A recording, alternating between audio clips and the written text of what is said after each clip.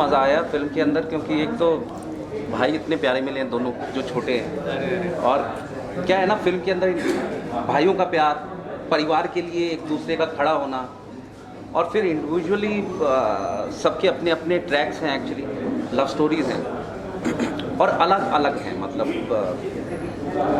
तो मुझे तो आई रियली एंजॉयड। आप लोगों से नॉन ग्लैमरस रोल में प्रूव करना थोड़ा मुश्किल होता है, और अपॉर्चुनिटी होता है कोई भी आर्टिस्ट, फीमेल आर्टिस्ट बात करें, उनको इस तरह का रोल मिला है, तो कितना अपॉर्चुनिटी समझते हैं आपको, इस तरह का किरदार मिला है, अपॉर्चुनिटी आप दोनों कुछ ग्लैमर? मैंने पहली बार एक ऐसा रोल किया है जो एक किरदार किया है जो गांव से बिलोंग करती है लड़की, और कॉस्ट्यूम्स उस रोल को सोचकर बनवाए गए थे। तो हाँ, थोड़ा डिफरेंट तो होता है, because I am very urban. Television में भी काफ़ी अर्बन कपड़े पहने हैं, लुक भी काफ़ी ग्लैमरस रहा है, तो इट वाज वेरी डिफरेंट। मुश्किल तो नहीं होता, थोड़ा रियल होता है, अच्छा लगता है। मुझे लगता है कि इंडियन लड़कियां साड़ी और सूट्स में बहुत सुंदर लगती हैं, तो मुझे खुद को देख के अच्छा लगता था जब मैं अपने गेटअप में आती थी और पूरे कॉस्ट्यूम में रेडी होती थी और लुक रेडी होता था, मुझे खुद को देख के बहुत अच्छा लगता था। I think it's always interesting to keep it real, चाहे रियल लाइफ में हो या रील पे भी हो। और मुझे नहीं पता ये नॉन ग्लैमरस है एग्जैक्टली मेरा कैरेक्टर, या ग्लैमरस है। ग्लैमरस तो नहीं है, बट नॉन ग्लैमरस है या नहीं है, बट मुझे लगता है बहुत इंटरेस्टिंग है। और वो उसका कैरेक्टर उसके कपड़ों से भी दिखाई देता है कि थोड़ी अलग टाइप की लड़की है, टेढ़ी मेढ़ी, और वो आपको फिल्म के देखने के बाद ही पता चलेगा what I am trying to से।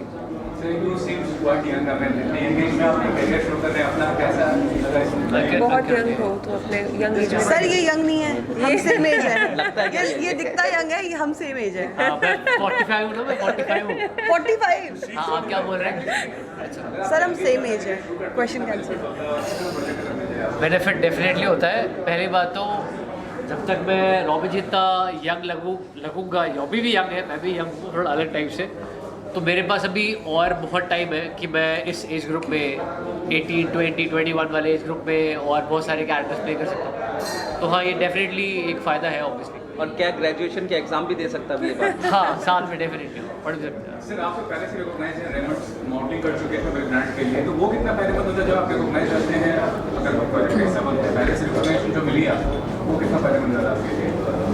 फ़ायदेमंद कहीं ना कहीं थोड़ा बहुत तो होता ही होगा कि लोग थोड़ा बहुत जाने लगते हैं, या तो आप अपने इंडस्ट्री से लेके देख लो, या नॉर्मल अपने भी लोग टीवी में देखते हैं या पोस्टर्स में देखते हैं, तो कहीं ना कहीं थोड़ा बहुत तो फ़ायदा रहता है। लेकिन जब आप ऑडिशन देते हो या अपना फिल्म के लिए कास्टिंग के लिए जाते हो, तो वहाँ पे ये आई डोंट थिंक सो ये आज के टाइम पे काम करता है। Is all about your talent.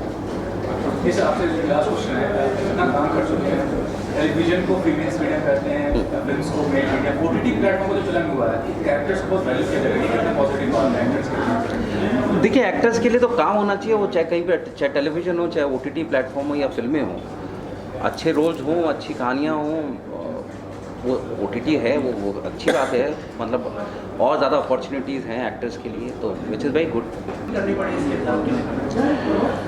देखिए, कैरेक्टर का नाम महेंद्र है, ये सबसे बड़ा भाई है और कहीं ना कहीं पूरे परिवार का ख्याल रखता है, जिसमें ताऊ हैं, चाचा हैं, 2 छोटे भाई हैं, और कहीं ना कहीं बड़ा जिम्मेदार आदमी है, और तवज्जो सबसे ज़्यादा अपने परिवार को पहले देता है, उसके बाद अपनी ज़िंदगी की बाकी चीज़ें सेकेंडरी है उसके लिए। और कहीं ना कहीं वो कहानी के अंदर सूत्रधार है, इन दोनों की कहानियों के बीच में भी अगर सूत्रधार अगर बोलें तो यही कैरेक्टर है कहानी के अंदर। मैम, आपने अपने किरदार के बारे में बताइए और क्या प्रिपरेशन करनी पड़ी? सर मुझे कास्ट किया था जोगी मलंग सर ने, जो कि वैसे भी बहुत बड़े कास्टिंग डायरेक्टर हैं और वो वर्कशॉप भी लेते हैं। तो जब मेरी कास्टिंग हो रही थी तो मैं वहाँ पे गई, और वहाँ पे हमारे डायरेक्टर थे, संदीप सर भी थे और अश्लेषा भी थी, और 2-3 मेरे टेक लिए उन्होंने अपने हिसाब से। बट मेरा जो ऑडिशन था वो मेरे रोल के लिए नहीं था, वो इनके रोल के लिए था। बट क्योंकि डायरेक्टर का विजन होता है, उनको लगा होगा कि मैं इस कैरेक्टर से ज़्यादा इस कैरेक्टर में सूट होती हूँ, तो मुझे फिर वसुधा मिल गया। और हमने वर्कशॉप्स की थी, हमने रीडिंग्स की थी, और इतना डिफ़िकल्ट नहीं था वसुधा के शूज़ में पैर रखना, क्योंकि मैं दिल्ली से हूँ, तो मोर और लेस पता ही होता है दिल्ली वालों को हरियाणा का कल्चर। बट क्योंकि वसुधा का कैरेक्टर ही बहुत इंटरेस्टिंग है, और सर का जो नज़रिया है वो एग्जैक्टली वैसा समझ के वैसा डालना, वो एक टास्क था जो हमने शूट पे कर लिया अपना बेस्ट दे के। या विश्लेषण जी, जैसे आपने बताया कि आपको भी पहले से पता था कि इनको जो है आपका जो किरदार है उनके लिए बुलाया गया है। एक्चुअली दिया था। मैं ये बोल सकती हूँ कि जब मैंने ये कहानी सुनी थी मेरे दिमाग में एक, क्योंकि मैं क्रिएटिव टीम का भी एक हिस्सा हूँ, कोई क्रेडिट नहीं मिला है लेकिन मैं हूँ तो मुझे मोनिका को जब मैंने देखा था मुझे यही चाहिए थी, जबकि जोगी सर ने बोला था कि ये जो रोल निभा रही है कॉलेज गर्ल का एक रोल निभा रही है, स्टूडेंट का रोल निभा रही है। We wanted someone who is very pretty, who has beautiful smile, good skin, looks beautiful. तो जब मैंने इनको देखा था हम सबका ये एक यूनानिमस डिसीजन था, क्योंकि ये है यंग और दिखती भी है कॉलेज स्टूडेंट, तो we have to cast her like that because his character falls in love with her he just loves her, he keeps looking at her and it has to be looked at। मतलब जो जिसको हम cast करें वो ऐसी भी होनी चाहिए जो बस उसको देखते रहे। तो मोनिका को हमने इसीलिए कॉलेज के रोल में कास्ट किया। जहाँ तक मेरी बात आती है मेरे कैरेक्टर का नाम है बिमला, और बिमला का ऑडिशन यश सर बताएंगे। वो पक चुके थे क्योंकि इन्होंने इतनी सारी लड़कियों के साथ ऑडिशन किया था कि उनका दिमाग ख़राब हो गया था। वो उनको समझ नहीं आ रहा था कि आप लोग कर क्या रहे हो, क्योंकि जोगी सर क्योंकि इतने ज़्यादा नामी कास्टिंग डायरेक्टर हैं, बहुत सारा रिसर्च करते हैं और उनके कन्विक्शन के अगेंस्ट कोई भी कास्टिंग नहीं हुई है। तो वो बार बार यश सर को बुलाते थे लाइंस रीड करने के लिए नई नई लड़कियों के साथ। तो जहाँ तक मेरी कास्टिंग की बात आती है, I'll hand over the whole credit to Yash sir because Yash ji एक दिन कर रहे थे, किसी कोई और एक्ट्रेस आई थी, उनके साथ उन्होंने लाइंस किए और उन्हें बोला आप लोगों को चाहिए क्या, कौन चाहिए कौन है आपकी बिमला, क्या कर रहे हो, 1-1.5 महीना हो गया शूटिंग शुरू करनी, क्या कर रहे हो। जोगी सर ऊपर बैठे हुए थे, संदीप जी और उनके असिस्टेंट ऑडिशंस ले रहे थे और मैं वहाँ पे एक फटे से कुर्ते में अपना जो मेरा काम होता है एडी का वो कर रही थी। तो यश सर गुस्सा होके बोले कि ये है बिमला, देख लो इसको, ये यहाँ सामने बैठी है। तो जोगी सर ऊपर थे, उन तक बात पहुँची कि यश सर ने ऐसे बोला है और सब मेरे पे चढ़ गए कि ये लो लाइन्स अब पढ़ो तो मुझे लाइन्स दी गई ऑन द स्पॉट और फिर मैंने पढ़ी। फिर जोगी भाई ने मुझे ऊपर बुलाया और उन्होंने बोला कि अभी हम कुछ नहीं बोल सकते आपको। और मैं तो वैसे ही मुझे पता था कि मतलब मैं यहाँ पे फ्री में काम कर रही हूँ कि होम प्रोडक्शन है, मुझे यहाँ पे एडी का भी काम करना है, स्पॉट का भी करना है, प्रोडक्शन का भी करना है। तो मैं तो वैसे ही डांट खा के इधर उधर घूमती रहती थी कहीं ना कहीं। तो मुझे 10 दिन तक कुछ नहीं बोला गया कि मेरा हुआ है कि नहीं हुआ। फिर एक दिन जोगी सर ने मुझे अपने ऑफिस में बुलाया और उन्होंने बोला आपके साथ वर्कशॉप करनी पड़ेगी, अगर हम आपको कास्ट करेंगे तभी हम आपको कास्ट करेंगे। फिर उन्होंने वर्कशॉप की और उस दौरान वो और ऑडिशंस लेते गए। फ़िलहाल जो फाइनली जो ये हुआ कि उनको शायद कहीं ना कहीं लगा कि मैं बिमला निभा सकती हूँ, तो उन्होंने मुझे ये रोल दिया।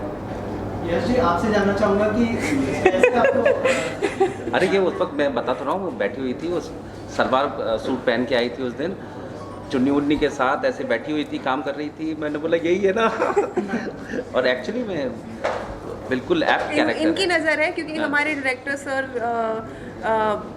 तो मैंने बोला कि देखो भाई ऐसी इनकी फ़ोटो खींच लो, अगर ये नहीं चाहिए तो ऐसी लुक चाहिए तो बाद में फिर इनको ऑडिशन के लिए तो बुलाया इनकी नज़रों की वजह से संदीप जी ने मुझे उस नज़र में देखा और मैं बिमला बन गई। क्या बात है, बहुत इंटरेस्टिंग स्टोरी है। तो आपसे जानना चाहूँगा किरदार के बारे में बताइए और थोड़ा सा बताइए कि कैसे कास्टिंग हुई और कैसे, बहुत ही इंटरेस्टिंग स्टोरी अभी सामने आ रही है, अगर बताए कुछ आप। मेरे कैरेक्टर नाम जुगनू है और मेरी कास्टिंग भी जोगी मलंग सर ने ही की थी और हरिओम भाई क्योंकि ने। ये रियल लाइफ में भी उतने ही अतरंगी है जितने जुगनू है। आप कंटिन्यू कंटिन्यू। सब लोग मेरे बारे में कैसे बोल रहे हैं। एनीवे, तो मेरे कैरेक्टर नाम जुगनू है और मैंने जब इसका ऑडिशन दिया था तो उसमें सर की तारीफ़ करनी थी कि, तो मुझे बेसिकली समझ में आया जब मैं हरियाणा गया सेलेक्ट होने के बाद। संदीप सर ने बॉम्बे में जब मेरी वर्कशॉप ली, साथ में जब मैं सेलेक्ट हुआ था, उसके बाद तो मेरी बहुत ज़्यादा क्लास लग गई थी और मुझे एक्चुअली एक बार लगा था कि नहीं हो पाएगा, क्योंकि मैं कहीं ना कहीं हूँ हरियाणा से, मैं सिरसा में रहा हूँ, बट फिर भी मेरा हरियाणवी एक्सेंट अच्छा नहीं था क्योंकि मैं सिरसा काफ़ी पंजाब के पास है, तो मैं काफ़ी पंजाबी एक्सेंट ज़्यादा है वहाँ पे, तो मैं हरियाणवी लोगों के साथ ज़्यादा रहा नहीं। पर संदीप सर ने बहुत हेल्प की और यश सर ने बहुत हेल्प की भाई से तो मैं बहुत बाद में मिला था।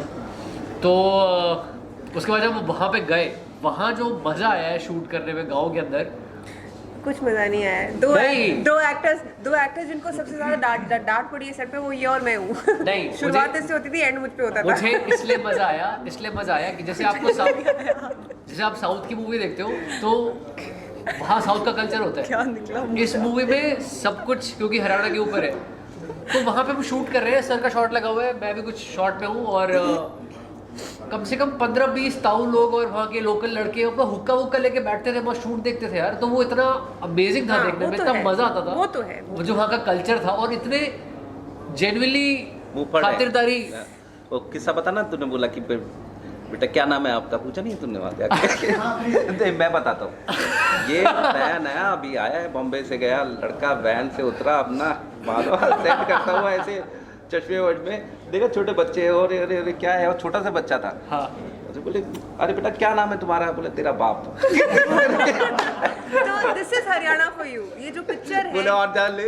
नहीं, but at the same time I tell you the truth, पूरी फिल्म में सबसे ज़्यादा जो मेहनत लगी है कास्टिंग में, वो जुगनू के कैरेक्टर के लिए लगी। जी, बिकॉज ये कैरेक्टर जो है बड़ा ट्रिकी कैरेक्टर है, हमें वो इनोसेंस भी चाहिए थी फिल्म के इस कैरेक्टर के लिए, और वो मैच्योरिटी भी चाहिए थी कि एक वक्त पे जाके वो समझ सके। तो कैरेक्टर के गड़बड़ होने के बहुत चांसेस थे, क्योंकि अगर कास्टिंग थोड़ी भी गड़बड़ 19-20 होती तो गड़बड़ होती।